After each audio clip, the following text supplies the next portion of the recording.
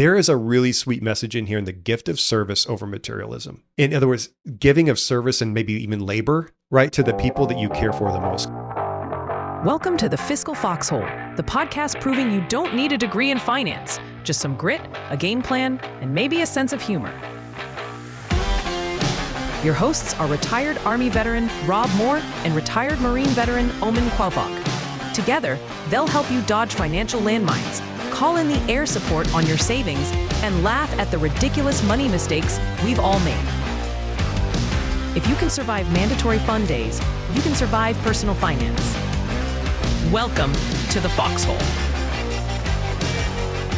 Welcome to the Foxhole. I am Omen Quelvog, and I'm certainly happy to be here with you as always. I'm joined in the Foxhole today by my best friend, Army Sergeant Major, retired almost, and somebody who marches to the beat of his own drum, Rob Moore. Well done. I'm over here opening advent calendar doors, counting down the days to Christmas and to my retirement out of the Army. I think the military retirement equivalent of an advent calendar is opening all the C&P appointments. I'm doing like two or three a week. It's crazy, like populating my calendar. It's like the retirement version of an advent calendar. So that's what I'm over here focused on. Good to see you again and to be back in the Foxhole with you. So when you open up those doors, instead of little candies, is it just ibuprofen? I've got plenty of ibuprofen already, and you know that. I've got plenty of that upstairs. I'm kind of surprised. I don't know how much we probably want to talk about this at some point. The CMP appointments have been pretty positive. It's been a good experience. All of the providers seem to kind of know what they're doing. So they're just, kind of pushing you through in a good way. Like they're very efficient. It's all been a great experience, asking the right questions. I won't say leading me to the right answers, but kind of, leading me in the right direction as far as the information they need to know. It's been good. So awesome. So far, so good. Yeah. Awesome. See. Well, as Heather pointed out during our episode with her, just importantly, are you saying ow when it actually hurts? So far it's been optometry. It's been a few things. I haven't gotten to those, all the aches and pains, like as far as my feet and knees and back and things like that. But no, I stick with it, knock on wood. My strategy is to be honest, and I have been. So like optometry is probably not going to amount to much. They're just checking a few things, but my vision doesn't really affect me day to day. So, I got to be honest. And so that probably won't amount to much, but we'll see. More to follow, more to come to report in the future. Well, if you need to be in a little bit more pain, you can come over to my house because I've been fixing drywall and painting a ceiling from a water leak from a bathtub in our upstairs. So my back hurts and your back can hurt too. Brutal. The thing speaking of pain and doing that kind of stuff, there's a different kind of pain that comes from home repair. Like I could go to the gym and lift and run and feel fantastic and burn twice as many calories as I would doing drywall or something like that. But there's something about doing drywall and home repair. I wake up the next day, I feel like I've been in a fight. I feel terrible. Yeah. 100%. Megan even asked me because the next day after I finished the drywall and everything, she said, is that from your run? Is that why you're moving so slow? I said, no, that's from the drywall. Yeah. Like I'd gone out and run 11 miles and that didn't hurt. But I put up drywall and my back is killing me. So drywall sucks. Plumbing, like getting down underneath kitchen sinks and bathroom sinks for extended periods of time on your back. Oh, we're too old for that. Well, I'm too old for it. You're getting there. I'm definitely getting there. All right. This podcast is definitely not about drywall and plumbing. It's about your finances. But before we get into that, I just want to thank a few listeners for giving us some reviews. That's been amazing. We're starting to gain some popularity there. So just a little plug. If you haven't given us a review, please do so. We would really, really appreciate that. All right, Rob, let's get into today's podcast. We do have a fun one for everybody here today, having a little bit to do with our off duty from our last episode. So if you've listened to that, you already know what's coming. But before we get into that, let's get into our news headlines. Our headline today is from Sean Jackson out of Kiplinger, another Kiplinger article. And he writes, Snowbirds avoid these 3 sneaky insurance issues. I saw this headline and I just kind of chuckled a little bit at snowbirds themselves. Rob, Yeah. I didn't even know what a snowbird was until I got my first duty station in Yuma, Arizona in 1999. And the town of Yuma, I don't know if you know this, but the town of Yuma triples in population in the months of November through March. Triples. Wild. I mean, it Yeah, literally goes to about 100,000 people in those months. And I'm sure it's grown a lot more since then. Yeah, the desert, the Southwest there, highly lucrative for people escaping the winter snow, Florida and that. So it depends on your level of humidity preference between those two things. But yeah, certainly that's interesting. I'm not surprised, but it is interesting. Yeah, I mean, RVs as far as the eye can see, for sure. But let's get to the article here. So Sean writes, really the basis of the article is there's a few key moves with your insurances to watch out for when you decide to leave your home out in the mountains of Montana through whatever blizzard conditions it's about to go through, and you hop down to Yuma or Texas or Florida, wherever it is that you hang out in the wintertime, and you leave things behind. There's some insurance gotchas that are important to take care of before you leave so that when you come back, it's not a nightmare. Yeah, that's great. And people listening, like, well, I don't snowbird, but a lot of military folks will take extended leave around the holidays because maybe you've been prohibited from taking the leave during the year. Your commander's like, no, you can't, so you got all this, not use or lose in December. That applies more to the end of summer, early fall. But if at the end of the year and you have all this leave, you're like, I'm going to go see family. I haven't seen them all year. You might be gone for over a week. And I would say, based on the things we're going to talk about, this doesn't apply to people that are gone for 3 months. It applies to people that if you're gone for a week, I think a lot of this applies. Yeah, especially as we move into the cold. I went out for a run just this weekend and my beard froze. It's cold. So, we have to insure against these things, right? So, yeah. Anyway, all right. So the very first thing he has on here is leaving your home unoccupied and unchecked for over 30 days. This is a new one on me. I actually didn't know about this, Rob, but the 30-day occupancy clause in insurance policies. You heard? I didn't know about it either. Nope. Yeah. So this one basically states that if your home is unoccupied and unchecked for 30 days or more, the insurance company has a reason not to fulfill a claim that you make if something happens to your home while you're away for an extended period of time. And the reasoning behind this is actually, it makes sense. I mean, I get it. If you have a pipe burst on day 5 and nobody's living in the home for 3 months, that's 3 months worth of water damage and water bills and everything else that comes with that could have been avoided had somebody just stepped in within 30 days and turned off the water. So it makes sense. Yeah, I'm with you, Omen, on this one. It was kind of new to me. It's really interesting. I'm curious in your research because for those of you listening, Omen writes the scripts for these episodes. So he did the research on this one. But in your research on this, in the 30-day clause, does this mean that something has to be done proactively with the insurance company when you snowbird and you go away? Or is it sufficient enough just to have somebody come over regularly? From what I had gathered is it just needs somebody to come by and check. What I don't know, and we can look this up here in a moment, but what I don't know is how do you prove that to the insurance company? How do you prove that somebody swung by your house on day 29 and checked the box that everything was A-okay, and then, something happens later on down the line? How does the insurance company, how do you, prove that to them? Yeah, I guess you wouldn't have to if nothing happened. If everything was fine and you didn't have anyone check and nothing happened, I guess it's not a problem, right? I guess only if something happened it would be a problem. So yeah, that makes sense. And I think, just as long as someone comes and checks regularly on your home, probably a low bar for most folks to get someone to come over. But yeah, it's something to be aware of for sure. You can't just leave it unattended and expect to be covered by your home insurance. This is the one where I think it's a lot more applicable to just our general audience. If you're going to be gone for a week or 2 weeks or even 3 weeks, like you said, Rob, if you've grouped your leave together and you plan to take off, make sure that your water pipes are insulated. Make sure that things are cut off that protect your house just in case you're gone, and it just extends the damage the longer the thing happens, right? Wow, you couldn't go 10 minutes without bringing it back to drywall and plumbing and home repair, couldn't you? Yeah, you said this is not about, well, here we are, back at it. Yeah, that was a good point. Every home's different, especially if you have an exposed, like the basement, the crawl space, and there's pipes under there. Your point is very valid. We don't have that. We didn't have it at our old home either. So what I did, I would actually, before we leave, I had a little bit of a scar tissue from a burst toilet when we were gone for a weekend that caused a lot of damage, and it was on the top floor. So what we do now for extended period of times, I just turn off the water supply to the house completely.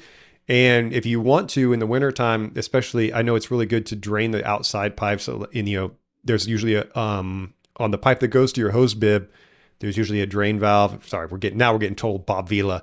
I go one further sometimes. I go in the lowest faucet in the house, like in the basement, and open it up and just drain everything out of the house just to be sure. I know that's probably a little overkill, but it's, like I said, I'm, a scar tissue I'm trying to remedy. I would say, like, depending on the age of your home, if you do that and then you turn the water pressure back on at some point, you might blow up a valve or something. But good point. None of this is actually plumbing advice. We're just saying, like, do your due diligence here and make sure that your home is sealed up nice and tight for the wintertime, and that you've taken the steps to try to prevent damage that it could go on and on and on if you leave the house. Yeah, because the point is, it's not just about making sure insurance covers something goes wrong. We're trying to prevent something from going wrong. That's right. That's the main goal. He also talked about keeping your car sealed up. If you got a car you're leaving home, seal it up tight. Make sure windows are rolled up. Prevent critters from getting inside. That's a really good one. Bro, the other thing, have you ever had a squirrel like live in your engine compartment? Not that I'm aware of. Yeah. So there's a lot of good insulation in there for making nests. So between squirrels, cats, rats, whatever, they could hop in there and make themselves quite at home. So something I found out recently, which is really nice. We used to do the whole home security. This isn't part of the article, by the way. Like, this was just, now we're off just talking this is free. about how we secure our homes. Yeah. Free advice. We're going to need another disclaimer. All domestic advices should not be taken.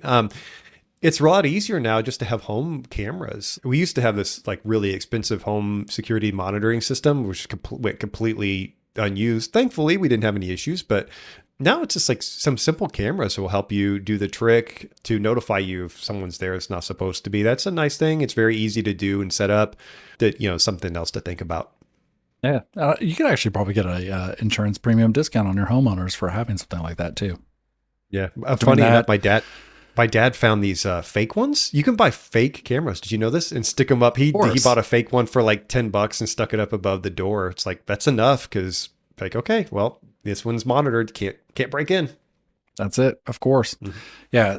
That actually brings up a point too. So for flooding, now they have these sensors that you can stick on your basement floor. You've already got that. Yeah. You can actually attach them. They're loud. You can also attach really them to your water main. So it'll actually cut your water main if it detects that there's moisture down there. So that sounds like a professional installation. Oh, definitely. I would definitely get that professionally installed. But it exists, right? Like, that is something, if you're gone away from the home for several months at a time, that's probably something that I would invest in for sure. Well, that'll do it for today in the Foxhole. What are our key takeaways? Now, that's we're way deep into this. Yeah, we're so deep out of here. Okay, we're halfway in off duty at this point. We've got a whole episode ahead of us. Yeah. All right. Well, I think that's going to do it for our home renovation, plumbing, electrician, and whatever else. Vacation. News story here. Let's get into the rest of our episode, please. Please. If you are joining us for the first time, you probably wouldn't have heard our off-duty episode from the last one, where Rob and I went through our top 10 Christmas movies as we enter into the month of December. And we thought that it would be a pretty cool, pretty fun time if we went through our top 5 snake draft style Christmas movies with a financial lesson. So I think the biggest question here, Rob, that I have, did Die Hard make the list? Yeah, we'll have to see. We'll have to see. To be determined. Yeah, stick around. There's some juicy ones here, I think. There was a lot of fun doing that off duty. I really enjoyed that. And I was excited that we came across this, like, hey, let's do the same thing. Let's make it a financial one, because there's a lot of really great financial lessons to learn in these really great movies. Yeah, 100%. And we didn't make up any of this stuff. I mean, clearly we would not have made this up. So here are the rules of the road. We've got a snake draft, 5 movies each, so 10 movies. So we're going to give ourselves about 3 minutes, no more than 3 minutes, to pull out the financial lessons out of these movies. We're going to start with Rob. What you got for number 5? Well, I'm setting up my timer here. I'm putting 3 minutes on the timer, and then we're going to go. Okay. So we're going to hold this, try to see how well we can do with that 3-minute limit here. Okay. The timer started 3 minutes. My first movie in the snake draft here is It's a Wonderful Life. And there's a couple of actually, so I'm going to have trouble sneaking this in, but there's a couple of different financial lessons from this really wonderful movie. And the 2 are that I focus on is that money means nothing without community. And it also has a nice little lesson in there about the power of the money multiplier, the idea of the money multiplier. I think the financial lesson that money means nothing without community is pretty evident throughout the movie, right? George Bailey, very loyal to Bedford Falls. His friends and his family are leaving town, pursuing dreams that he's putting on hold because he's prioritizing his community. And of course, when there's the run on the bank, he stays back. He puts his honeymoon on hold to come back and just save the business that's such a pillar of the community and such an integral part of the community. And in the end, you see the value of how that pays off over the long run, how it endears him to everyone in the community. And it ends up being a man that is respected by his family and et cetera. It's like it pays off in so many different ways and really shows the value of, even finances. A financial institution could be really valuable to the community. The other little nugget in there is a money multiplier. And I threw that in there because it's something I think a lot of people aren't aware of. And that's the power of how you spend your money and how money invested can be really powerful. And there's a moment in here, where they're investing, the building alone is building those houses for the local community. And he actually goes so far as he's driving the family to their new home and participating in the joy. And in that moment, you see how endeared and loved and thankful, everyone is for their investing in the community. And that shows now you've got another family living in a safe home, that they're contributing to the community. They're creating economic dollars, right? And this whole thing kind of is cyclical and multiplies on itself. Oh, I did that in 2 minutes. I shortened a lot of that up. Okay, good. Awesome. Okay, we got some time here, but we got time for me to at least object a little bit at the fact that George Bailey, I have a real problem with the fact that George Bailey didn't actually go and do the thing that he wanted to do. I think he was stuck in Bedford Falls, almost against his will. Like he really wanted to get out of there, and every opportunity he had to get out of there, he couldn't. And so that's where I kind of have a problem with it. Like he actually didn't really go and do the thing he wanted to. It's an interesting point, because I always saw as like it was his internal kind of principles that kept him grounded there or kept him back. It wasn't like, I didn't see it necessarily as something so external. I mean, I guess other than the fact that the business was there and he felt responsible for it. And then the threat of Potter, right, to come in and taking things over. So I think there is some internal things. Don't want to tear apart the movie too much here, but that's a really good point. Yeah, you don't also, opportunity cost. Like that's another my financial lesson in here. He really paid a high opportunity cost to stay back and be so committed to his community. All right. Anything else on that one? No, you're up. This is your number 5. This is your first one. You're number 5. Okay. Yeah. Yeah. I went with a softball for my number 5, The Grinch. Right. So clearly I don't think I have to describe this movie to anybody. You've probably seen The Grinch, heard about The Grinch, something like that. But you have the bitter outcast trying to steal Christmas, and you have a community who he misunderstands, right? I think that ultimately where he was viewing this community as a community that was all about consumption, all about the gifts. And it was difficult for him to see through the fact that people were going to the stores and they're buying things and they're all about the gifts under the tree. I think he wrongly made some assumptions. And this is kind of the lessons that I want to pull out of this is, so we have this attitude about keeping up with the Joneses. because it's all about perception. It's what you can see your neighbors doing or not doing. And I think we have a very similar situation here where the Grinch sees what his neighbors, what this community is doing and going to the stores, and everything is about consumption and how much can we get, to then try to take that away from this community only to realize that that actually wasn't what it was all about in the first place. Yeah. Yep. And so I look at this movie as a way to really more so look internally to what are your motivations for the reason why we give gifts in the first place, the reason that money doesn't equal happiness, but it can buy you a yacht, which could make you joyful, right? Yeah. We laugh about that, but I actually think that there's actually value in that. If buying a yacht is your thing and like you enjoy yachting, then go do that. But the money itself is the tool to get you the yacht.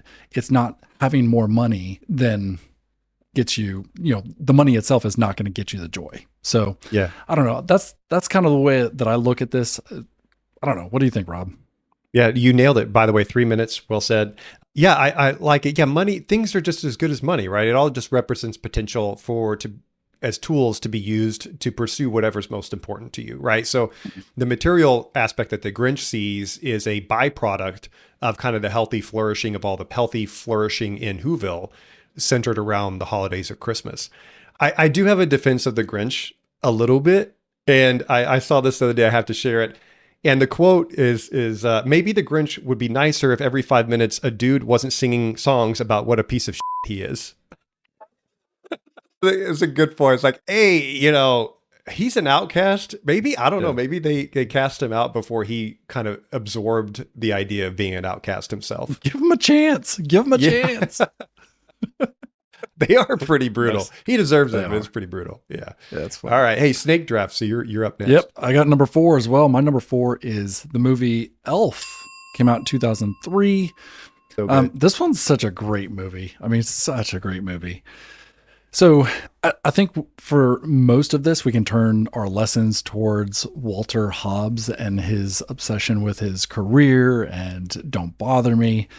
And the fact that he really put his career over his family. I mean, where have we seen that before in the military, where it's almost like a forced function that you, in some cases, you have to put the military ahead of your family, but some people take it to extremes even when they don't have to. And so I love the heart of this particular movie.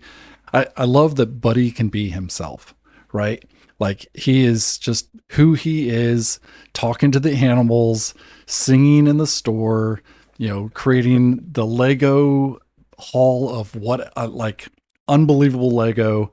Like he just is who he is.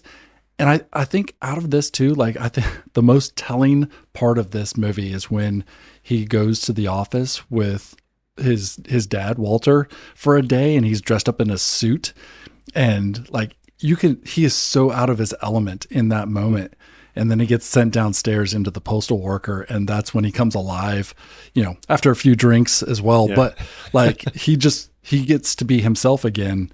And, I just love the fact that in this movie, he is himself. And that's what I would like to at least get across to everybody else is don't be like somebody else that you think you have to be who you are. And understand that your family is way more important than your career. Man, this was supposed to be financial advice, and now you were cutting deep with this. Really getting to the. It is financial. It is true. Yeah, as far as like you're building your priorities in your life, that's great, and I like the fact that you talked about him being himself and what's true to him. So I think your takeaway is to go ahead and eat cookie dough for breakfast. I think is what you're saying. Syrup to our folks. Yeah. Yep. Spaghetti. The other thing, just to add on to that, there's a hidden thing that I like in the beginning, especially as a dad.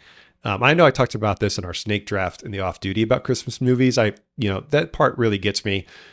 At the beginning, Santa is like this beloved person around the world, and he has everything, right? It's a life full of purpose. You'd argue that probably no person has had more purpose in their career than Santa Claus, and yet still he felt the void in his life of, missing out on fatherhood, which I thought was kind of like a hidden, really poignant message at the very beginning. I'm not saying your life can't be fulfilled if you're not a father or a parent, right? But it is an interesting thing and something that I appreciated for sure. Yeah. Last bit here is just putting the purpose above the paycheck, right? Putting the purpose above the paycheck. All right, Rob, what's your fourth? You came in right at the wire there, 3 minutes between the two of us. So perfect. I think we're right on pace. This is good. All right. My number 4 movie is Home Alone. The most overrated Christmas movie, as we established in the Snake Draft, most overrated movie of all time, Christmas movie. But there are some positive things to be learned. And the lesson in Home Alone is that Kevin faces a home invasion, but in real life, financial break-ins happen all the time. So this is just more of a metaphor rather than a lesson that's built into the movie. So I'm taking a little bit of a license here, which I'm okay with. And so this is just lessons of like, look, just make sure you have some sort of credit monitoring, and if needed, a service that actively monitors your credit for you. If you need, there's other services like fraud, title lock services for the, that exist for the same reason if you feel like they're necessary. And that's because the Federal Trade Commission reported that in 2024, that consumers lost $12.7 billion in assets due to fraud and identity theft. I mean, that's a staggering number, and it's real. It happens all the time. The other thing, cybersecurity can be your best line of defense to begin with. Omen, I know you and I both deploy this, right? Because we're required by the Virginia SEC, but it's just a good idea to make sure all of your computers and phones, et cetera, are locked down, VPNs, et cetera. And then, of course, insurance. That's the obvious one when you're offloading risk. Make sure you have insurance to protect these things. And I will add emergency fund. That's what it's for, right? This financial. Make sure you have an emergency fund in case something happens. You need to cover expenses to get some sort of a remedy service. After something happens, right? Make sure that's in place. Notice I don't have anything to say about the movie itself because I don't want to go into that again. I was going to say I don't know where I was expecting you to go with this, but that was not it. Like, it's like, where are you getting fraud protection from Home Alone? I don't understand. Yeah. I wanted to throw it in there just to kind of like stomp on it one more time. Anybody. No. It was a way to throw. I admittedly travel insurance. Anything. Maybe don't leave your 8-year-old home alone. Get somebody. Go back to what we talked about in the news article, right? Is have someone check on your home. If you have someone's like, hey, you'll be able to take care of your 8-year-old that you leave at home when you're terrible parents like Kevin's were. But I'm editorializing now too much. So anyway, unless you have something to add there, I have the next one. Please move on to number 3. Yeah, do not tempt me to talk about the Home Alone. You've seen that happen. All right. My number 3 is A Christmas Carol, one of my favorite stories, as we established last time. I could watch almost any version. By the way, I watched a version of this on FX. Have you seen that? The FX version? It's pretty dark. No. It's TVMA. Yeah, it's... Oh, really? It's really good. It's really, really wonderful. Anyway, but as far as financial lessons from The Christmas Carol is generosity reminds us of the power of wealth and the real meaning of money. And I bring this into focus here with The Christmas Carol because, wealth, just like money, it's a tool. It's not a trophy, right? Ebenezer Scrooge falls victim to this in the extreme, treating his wealth as a trophy, examining it every day. I'm gonna be honest. I fall victim to this a little bit. I do track my expenses very closely, and there is some level of satisfaction I get from tracking the value of my investments or my bank statements. I do look at it pretty much every day. And I do like seeing the number. I'm not going to lie. I like seeing the number. But the reason why I enjoy it, hopefully, is that it represents a little bit of security, but primarily it represents potential. It goes back to what you're talking about, like the assets of Whoville, or like, if you're going to buy something, money and things are kind of like tools to be used in your life. So when I see any amount of wealth that I've accumulated over the years, to me, it represents potential for a prosperous life in the future, right? Ebenezer Scrooge doesn't see it that way. He sees it as like some sort of reflection on the things he's already done, right? As the successes he's already had. He has no intention to share it with anyone. He's totally alone, has no family, no spouse. The regret of leaving, that there was a young love in his past that he let go because it didn't align with his financial goals, right? So utterly alone, completely wealthy with nothing to show for it, spend it on. ultimately, of course, he learns this lesson at the end. And I think that's the lesson that's buried in, it's pretty obvious for everyone, is that financial success is not about accumulation, it's about impact, right? I think there's no greater way to understand the value of a dollar than to work hard for it and earn it and then give it away to something worthwhile. I really do. That. Yeah. I mean, give it away because now you know the true power of that dollar because you earned it and now you're giving away freely to something that you think is important. So to me, that is one of the greatest messages in Christmas Carol. He learns it by the end. Thank God, of course, he's saved. And that's pretty much the lesson that's evident to everyone, but still it's worth exploring and bringing forth. Yeah, no, I can't argue with that. And I mean, Rob, even in my own firm, like this is something that I emphasize. It's certainly not a requirement, but in my conversations, not only with clients, but anybody that I speak with about generosity and the power of generosity when you approach money with your hands outward, money is able to flow in and out. Whereas if you have your hands inward and you're clutching money can't flow in and out. And so there's something to be said about the power of generosity. And I love where you went with this. This episode is brought to you by the Military Financial Advisors Association. MFAA is a global network of independent, fee-only fiduciary financial advisors who specialize in serving military families. And we're not just highlighting it. Omen and I are members ourselves, so we know firsthand what they stand for. That's right. Every member of MFAA is either active duty, a veteran, or a military spouse, so they truly understand the unique financial challenges that come with military life.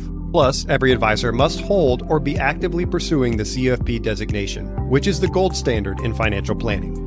But let's put that together. When you choose an advisor with MFAA, you are getting a professional who won't sell you a product, who knows the military life, and will plan using your hard-earned military benefits. Whether you're navigating a step out of the military after 4 years, a military retirement, or a transition into a work-optional lifestyle, MFAA advisors speak your language. Visit militaryfinancialadvisors.org to find an advisor who fits your mission. MFAA, real advice, real experience. This advertisement is for informational purposes only and does not constitute financial, legal, or tax advice. All investing involves risk, including the loss of principal. Information and opinions provided within the Fiscal Foxhole do not necessarily reflect official positions or opinions of the Military Financial Advisors Association or its members. Consult a qualified financial professional before making any financial decisions. All right. So we're getting to my number 3, the Santa Claus. Classic Tim Allen. Scott Calvin, Charlie, and Bernard the Elf. If I'm giving this away, I'm sorry. Like, it came out in 1994. So if you haven't seen it by now, yeah, sorry about this. Anyway, so Scott Calvin, as a toy manufacturer, suddenly wakes up to hear Santa Claus on his roof. And as he goes out to say, "Hey, what's going on?" scares Santa Claus. Santa Claus slides down the roof, passes away, and now Scott finds himself as the Santa Claus. So a couple of lessons I think out of this that I took away. Number 1 is the unexpected career transition from being, who Scott thought he was as a toy manufacturer to now being the Santa Claus as a toy manufacturer. But either way, some of these things are unexpected, right? So in the military, we think, we can have this job basically as long as we want it. At least we can get to 20 years. That is not always the case. I mean, I have a good friend of mine who went to one of his annual physicals at year 8, and they found something that automatically disqualified him from the military. And within 180 days, he was out. Done. Man. And he had to figure out what he was going to do for the rest of his life. Yeah, not fun. I can tell you that right now. Federal employees, even, where we've talked about this previously, that there's this sense of job security that isn't necessarily there anymore. So these unexpected transitions and preparing for those by having an emergency fund that's between 3 and 6 months that maybe leans a little bit more into 6 months if you think that your job isn't as secure to protect your income in the case that you have to make a sudden transition. And then just maybe getting a little bit more serious with yourself about like, is the thing that I'm doing right now, is this what I really want to do for the rest of my life? Or is there something else that I want to be doing? So that's kind of lesson 1. Lesson number 2 is an estate plan. So I'm not sure exactly what Santa Claus's estate plan actually was, but it was nothing more than a little business card that said, guess what? You're now the Santa Claus. I always tell folks that like, if you don't have an estate plan, you have an estate plan. It's just not the one that you designed. So it's going to be left up to the state to figure it out. So have those conversations ahead of time. I'm sure Scott Calvin would have loved to have had that conversation ahead of time, knowing that he was going to be the Santa Claus, the next Santa Claus. That's a heavy weight that he could have at least had the conversation with the real Santa Claus ahead of time and said, I don't know about all this responsibility. I'm not sure this is what I want to do. So having those conversations ahead of time, they are tough conversations, but having those conversations actually sends a huge message of love. Yeah, you gave me a hard time for financial security from Home Alone, and you somehow pulled out an estate plan out of the Santa Claus. What? How could you not? I don't understand. No, that's good work. I like that. Yeah, definitely the case. I would say, be open to change a little bit, be healthy, productive change, right? If you really feel the pull, he definitely fights the change to Santa Claus for an extended period of time. It's a plot device, right? But it's important to know. I felt the calling for this career out of the military. I definitely could have stayed with my job in the Army, which I really liked, for another 7 years if I cared to, but I definitely felt the calling of a new purpose in a new career. And then it was like a lot of healthy reflection. Like, it's time to embrace this change and go for it. Yeah. Yeah. All right. We're down to number 2. Mm-hmm. And Rob, it's Die Hard. I mean, that's my pick. It's Die Hard. It is a Christmas movie. Nice. Die Hard. Yeah. Yes. Go for it. I can't wait to hear this.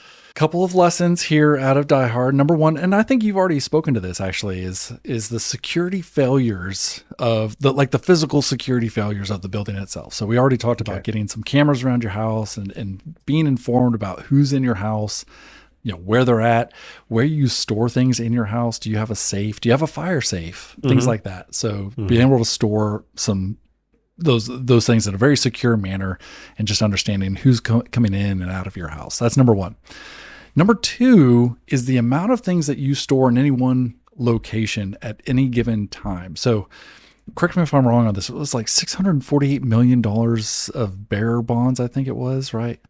And most people don't even know what bearer bonds are. I was going to say, I think the warning is about bearer bonds. don't have bearer bonds. Yeah, there's easier ways to own bonds. Yeah, I don't either. Yeah, but there's easier ways to own debt. Yeah, so just a quick one, so people know, the bearer of the bond is the owner of the bond. That's what bearer bonds are. So incredibly easy to steal because it's military ownership rules. Possession is 9/10 of the law, right? Right. So I mean, that's what we always said. So having that amount of money available and that liquid in one location at any given time is just a bad practice. So if you are holding on to a bunch of gold bars in your basement, you might want to move those around a little bit, maybe in a safe deposit box in a bank here and another bank there. And same thing with your cash. If you want to simplify your life and have all of your cash at one institution, fine. But it's not a bad thing to maybe have cash, your checking at one account, and maybe your emergency savings at a different institution. Same thing with your investments. I actually think that it's one of the good things about having TSP in one location and maybe your Roth IRA in a different location, right? It's just some fail safes there just in case. I mean, it would be rare, but just in case one of those institutions falters and causes some kind of hiccup in your ability to get to your own cash and your investments there. I have one other lesson, but I'm going to leave it right there. We'll just leave it right there. Rob, what do you got? Okay.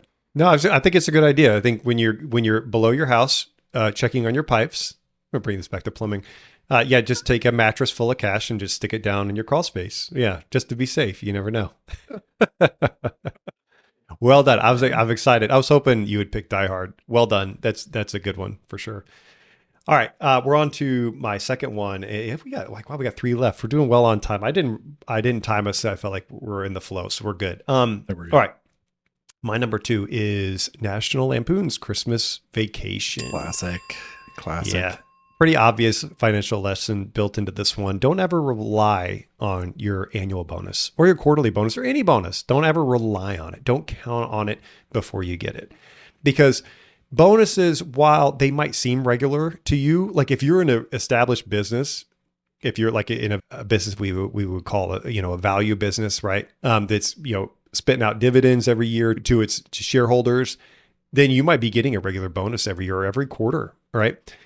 But just remember that bonuses are usually tied to some sort of profit or economic activity. They are not, despite the best efforts of the company, they're not mandatory usually. But once you get comfortable and then you start to accept it as part of your income, you start to mentally account for it. It's going to be hard not to go ahead and start to maybe buy the Christmas presents, i.e., buying a Christmas pool. Ahead of time, or spending on the holidays and the Christmas presents ahead of time, relying on that bonus. And hopefully a good company would do better than Clark Griswold's company did, and they would let you know ahead of time, maybe not to expect a bonus. But the bottom line is don't spend it before you get it. The alternative to this is you can create a bonus plan. Like you can create a financial plan for your bonus before you get it. So have a plan in place before you receive it. If you don't receive it, no big deal. But if you do, now you have a really smart, thoughtful plan put in place ahead of time that you can execute. So like you could say, whatever bonus we get this quarter or this year, we can do 50% for fun, right? Which I think is reasonable because this is just extra money. So why not? Maybe buy a gift or for yourself or do something fun with your family. Like 50% for fun, 40% to savings, and 10% to charity, right? Something like that. I'm not saying that's what to do, but something like that. So when you get it, you've got a smart, decided on ahead of time plan to execute, and you can spend your bonus wisely and enjoy it. Man, I could not agree more. In the military, how many times do you get a bonus, right? For BRS, never. You have you have continuation pay, right? Like, so there's a bonus that comes around for that. Good. So, yeah. Okay. Good point. Yeah. Don't forget about that. But you also every single year get some kind of inflation pay raise, and it's coming, and people mentally account for the fact that, like, how am I going to spend that extra 3% before they're even paid that 3%? So lifestyle creep for sure. But I do love how you set that up with the percentages. Like, it's okay to spend some of that on yourself. Oh yeah. In a discretionary manner, but also just don't forget to maybe put some of that away for some savings goals for later, or like you said, charitable gifts as well. Yeah. A side note, hopefully we don't go too far over time. I was kind of doing some research on bonuses because the common gripe I hear about bonuses is that it's taxed differently or it's taxed higher. These are for folks that are in like maybe the 10%, 12%, maybe lower tax brackets, or more like lower middle class tax brackets, I should say. Your bonus is going to be taxed at 22%. Not taxed, but withheld. Okay. It still taxes income at the end of the year, right? So don't worry about that. But you might see a huge amount of withholding from your bonus if you're used to like a 10 or 12% withholding on your income. Now, this is the part I thought was interesting as I researched this. It's 22% up to $1 million. That's really terrible. I mean, now Yikes. if you're getting $100,000 or $200,000 bonus, okay, cool. You're definitely not in the military. You're not in the military, but hopefully you have a financial professional or a CPA helping you out, because you will need to withhold more actually than 22%. You'll need to withhold, you'll need to do a quarterly payment to get to the safe harbor guy. I find that was interesting. Up to $1 million, you could really be in a lot of trouble under safe harbor guidelines if you got you get a $300,000 bonus. Like, sorry, I'm not going to cry too many tears for you. Oh, yeah. But I'll take your tax bill. That was just an interesting nugget. We're way off topic, but that was just an interesting nugget. Anyway, okay, move on. Keep this thing moving along. All right. We're down to our last ones. Yeah, number one. I'm up first. My number one for this is my same number one from the best Christmas movies of all time. My number one is 8-Bit Christmas. And just like A Wonderful Life, I have 2 lessons that I can kind of pigeonhole in this. The first one's pretty great. delayed gratification builds ingenuity, discipline, and problem-solving skills. The whole movie, at least the main plot device, is these kids trying to get a Nintendo when it was released in the mid-'80s. That's the setting of the movie. So these kids don't have the resources. They're trying to convince their parents to get them one for Christmas, and it's not going well with that. So now they turn to, trying to find ways to afford it or get it themselves. They're even fighting the parents' resistance to even get one at all, right? So they have to come up with these really ingenious ways and plans. At the end, there's this really cool military style plan to try to get one with the money that they've accrued from their odd jobs. But they go through these multiple different iterations of trying to come up with different plans in order to go get it themselves. And along the way, they're learning just really great lessons about being, self-motivated and disciplined and developing problem-solving skills. So they're just becoming better people throughout the entire movie, which is really great. The other thing, and at the heart of this movie, and I don't mean to spoil it, please watch it. I know I told you it's my number one, is there is a really sweet message in here in the gift of service over materialism. In other words, giving of service and maybe even labor, right, to the people that you care for the most. Because at the end, you'll see there's a gift that really shines through, and it's within the family and it relates to the father. I don't want to get too much into it. But we are pulled towards the material side of gift giving every year as parents, especially. I actually found this one thing, the NerdWallet, this one source, that NerdWallet survey conducted by the Harris Poll found that 48% of parents with children under 18 feel pressure to spend more money on holiday gifts than they're comfortable with. I think that's underestimating. I think almost every parent, you feel the need. You want to, it's like you're one time of the year where you feel like guilt-free to spoil your children.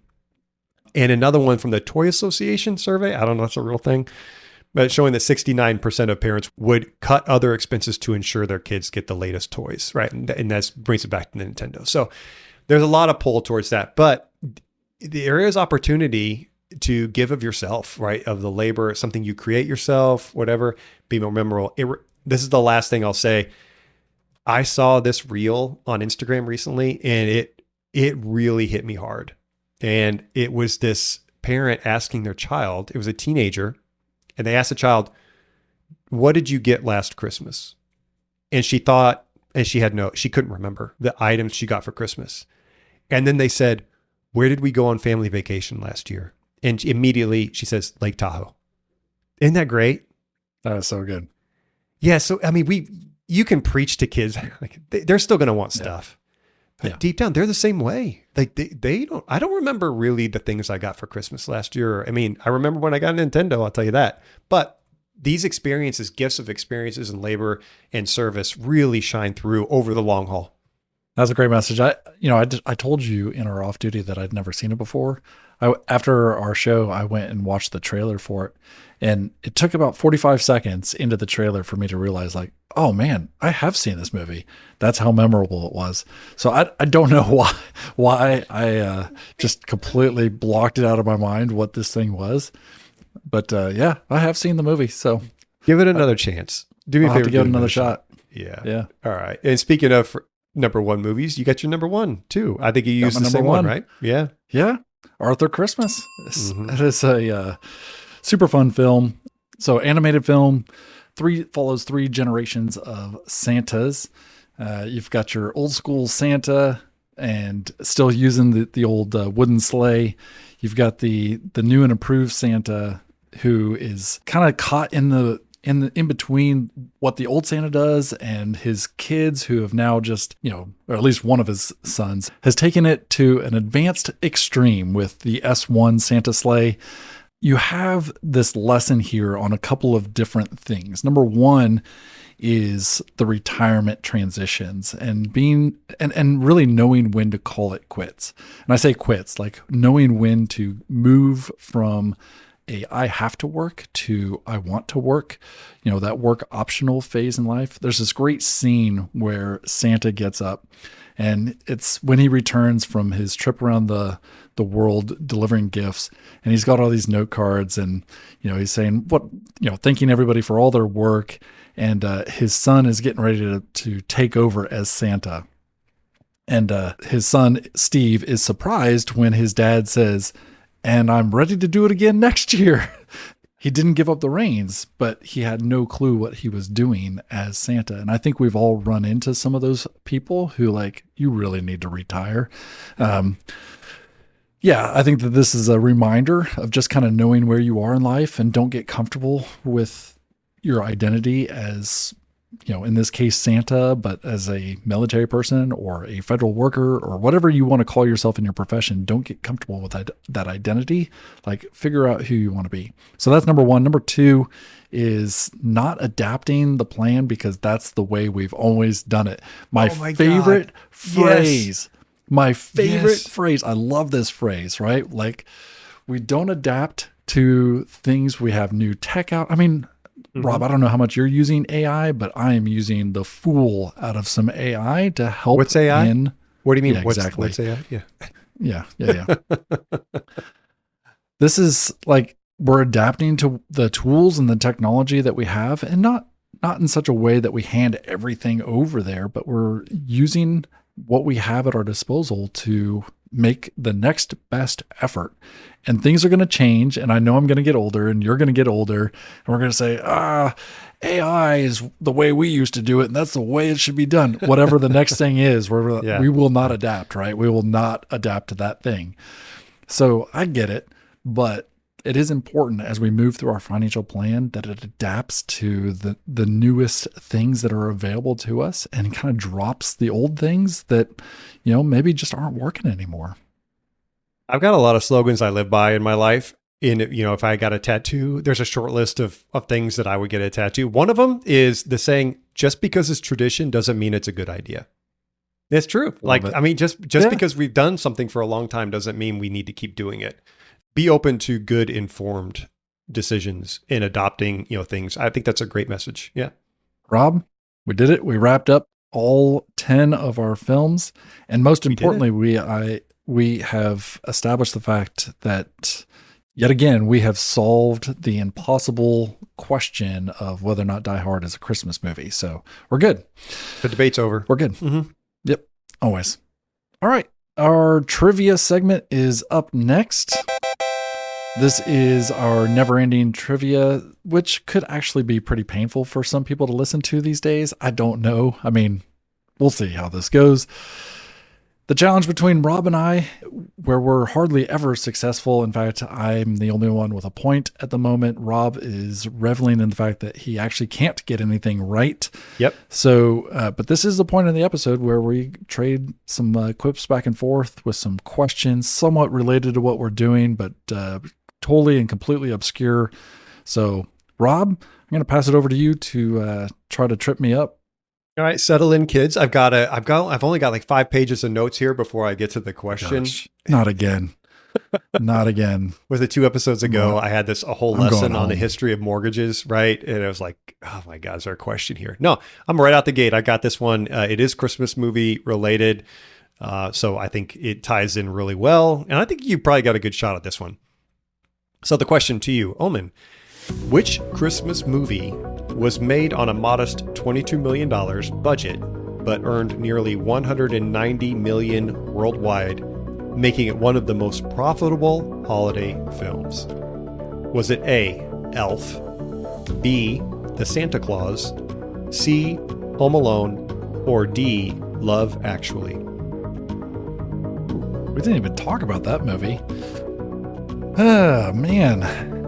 Honestly, I kind of want to go with Elf, mainly just because it's got some, I don't know, it feels like it's got some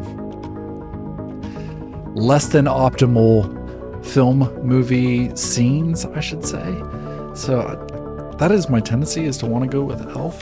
But now I'm just kind of thinking through this a little bit with Santa Claus and Home Alone. Also trying to think like locations. Did they do this over multiple locations? 90s, most of these are 90s, 2000s. What'd you say the last one was? Home Alone? Oh yeah, Love Actually. Yeah.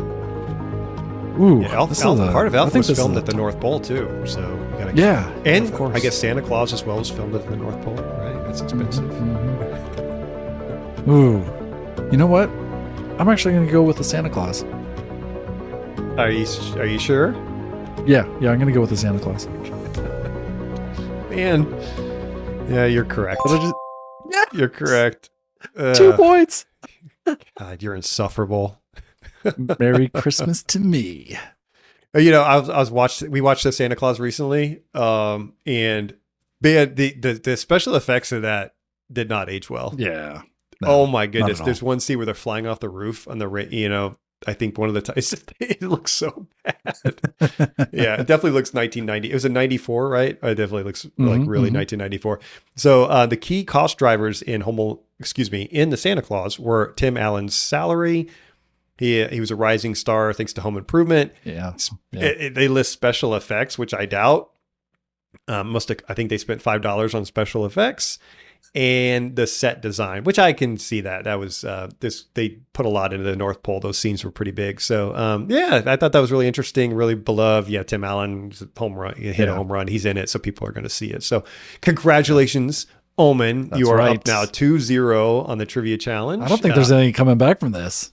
Nah, I think that's it. I just quit. Now I'll just ask you questions for the rest of the year. How about that? All right, that is going to wrap it up for today's episode of the Fiscal Foxhole. We hope, as always, that you've taken away something that you can use in your own life. We certainly appreciate that you've hung out with us in the financial trenches here for now, 12 episodes, Rob? Is that where we're at? 12 episodes? Yeah. Awesome. Hey, if you like our show, we'd love it if you wrote a review for us, or better yet, shared it with a friend or several friends, took it to a Christmas party maybe with you. All right, so Rob, let's get out of here. What are our key takeaways? Thanks, Omen. Well done. Our practical takeaways from today. Number 1, a winter escape is great, but can be quickly ruined by preventable damage to your property. Made even worse if the insurance company won't pay. Before you leave on your sunny 4-month holiday to El Paso paradise, take steps to meet your insurance requirements for vacating your home. Practical takeaway number 2, money lessons are everywhere.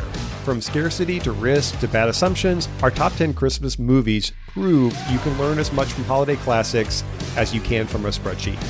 And our last takeaway, if we learned anything from this lineup, it's that good financial habits matter almost as much as settling once and for all whether Die Hard is actually a Christmas movie.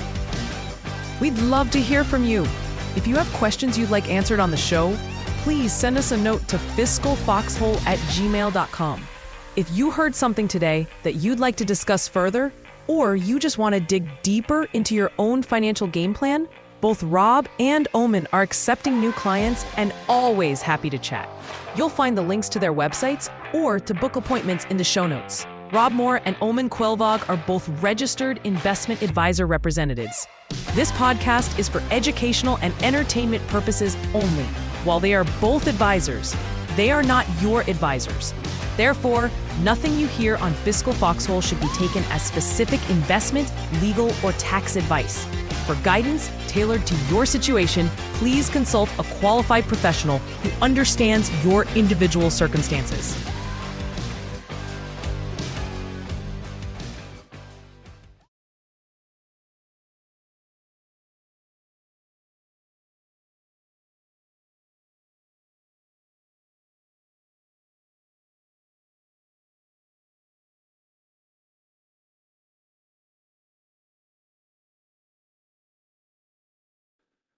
Rob, I have an interesting story for you from this weekend for our off-duty section here as we get going. Mm-hmm. You get text messages all the time, right? Like the latest ones, the Easy Pass and all that. Nope. I reply to every single text message. I get a lot from overseas, let's say foreign influence, some royalty, from African countries. I get those, I keep in touch with all of them. I reply, make sure I'm very polite and reply to all it. All the time. Actually, sorry to hijack your story, but the first messages I got for the CNP appointments I mentioned earlier, they were starting to come in quick on text message first. So I ignored them. Yeah, I was ignoring them. It's the VES, which is one of the contractors. So when all of a sudden I was getting text messages about CNP appointments, veterans evaluation service, I thought it was actually a company that was trying to help with the VA claim, like the predatory firms that Heather Walrath talked about, right? Yeah. I thought it was one of those, to be honest, until I checked my email, and actually logged onto the VA website, and I found that my CNP exams were assigned to Veterans Evaluation Services. So I did my due diligence, but yeah, it smelled like a scam to begin with. I almost ignored it. But I get stuff like that all the time. I've learned to kind of filter out what the scam messages are. They're pretty easy now these days until this weekend. And I got one from a number. It was a US number. I didn't know where it was from. And it said something along the lines of, "Hi, is this Omen?" So I've never had a scam message come across asking for my first name. Like asking me as if. Is this your personal or your business? Yeah, this is my personal phone. Oh, okay. Yeah. So, because normally these are mass blasts, right? All the scam messages, they just go out in this huge blast to a bunch of people. So they don't actually put in there your first name. And so when it came across as, "Hi, is this Omen?" I was those. Like, yeah. Okay. I've never got that before. So I said, "It is." And I said, "Who is this?" And that was probably my first mistake, is I probably shouldn't have said it is. I should have said, "Who's this?" first. And so I said, "This is Nicole from so-and-so. I think I may have been either through a previous client of yours or through," and it was my title, my previous title of my last military job. So and that's what triggered me to like, oh, this isn't right, because they combined my current employment as a, financial advisor with my previous employment as a military guy. They combined that basically into one statement that I was like, ooh, that's really fishy. I was like, nope, done with you. So let's just, reply back, "Not today, China." But like, it's these things are getting pretty creative in how they come across. Clearly, like, this person had gone to some great lengths to like maybe go through my LinkedIn profile or something like that and put a couple facts together that they thought that I would engage with. And that was pretty interesting. I don't think I've had that one happen before. Yeah, special place in hell for people like that.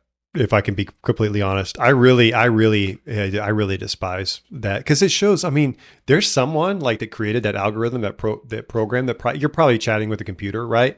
That created that. I mean, it shows ingenuity, ability, agency, right? And they're doing it to try to scam people. I really boils my blood. It's like triggering for me. I really despise. Everyone does but we all treat it as like this annoying little like whatever. Man, I really despise that type of stuff, because you're savvy enough to sniff it out pretty quickly, as am I. But my mother-in-law, like I concern my mom, like I'm a little concerned, because the next level is I get a lot of phone calls that I answer. I say hello, and there's no answer.